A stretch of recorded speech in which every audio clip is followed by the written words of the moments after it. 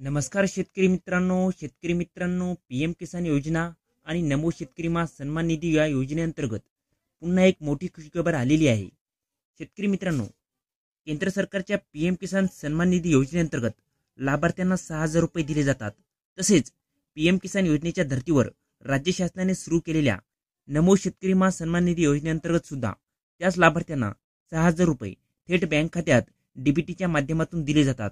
शेतकरी मित्रांनो, असे एकूण वर्षभरात 12,000 रुपये लाभार्थ्यांना मिळतात आणि या दोन्ही योजनांच्या लाभापासून कोणताच शेतकरी लाभापासून वंचित राहू नये यासाठी 31 मार्च पर्यंत पुन्हा एकदा 6,000 रुपयांचे वितरण शेतकऱ्यांच्या खात्यात केले जाणार आहे। यासाठी 31 मार्च पर्यंत मुदत वाढवण्यात आलेली आहे।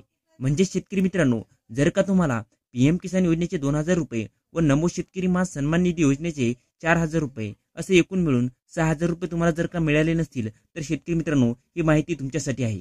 तर शेतकरी मित्रांनो, हा व्हिडिओ शेवटपर्यंत पहा। चॅनलवरती नवीन आला असाल तर चॅनल सबस्क्राइब करून ठेवा आणि बेल नोटिफिकेशन ऑन करा, जेणेकरून असेच आणखी नवनवीन व्हिडिओ हे आपल्यापर्यंत येत जातील।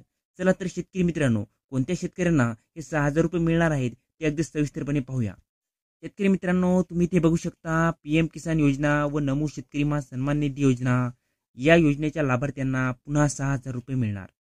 शेतकरी मित्रांनो, तुम्ही इथे बघू शकता 28 फेब्रुवारी 2024 रोजी पीएम किसान योजनेचा 16वा हप्ता आणि नमो शेतकरी सन्मान निधी योजनेचा दुसरा व तिसरा हप्ता असे एकूण मिळून 6,000 रुपये लाभार्थी शेतकऱ्यांना वितरित करण्यात आले होते।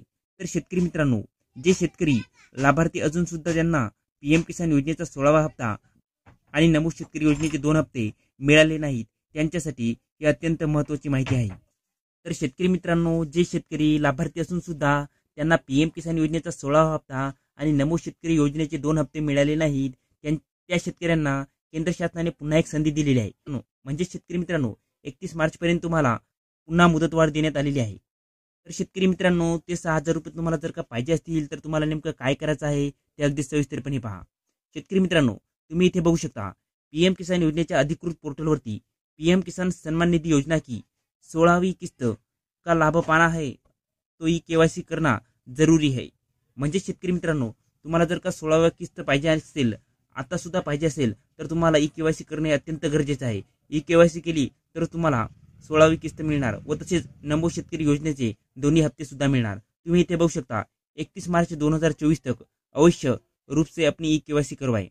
पीएम किसान सन्मान निधि की 16वीं किस्त का लाभ प्राप्त करने के लिए ई-केवायसी करना जरूरी है। 31 मार्च पर्यंत तुम्हाला ई-केवायसी करायचे आहे। ई-केवायसी केल्याच्या नंतर तुमच्या खात्यामध्ये थेट 6,000 रुपये हे जमा होणार आहेत।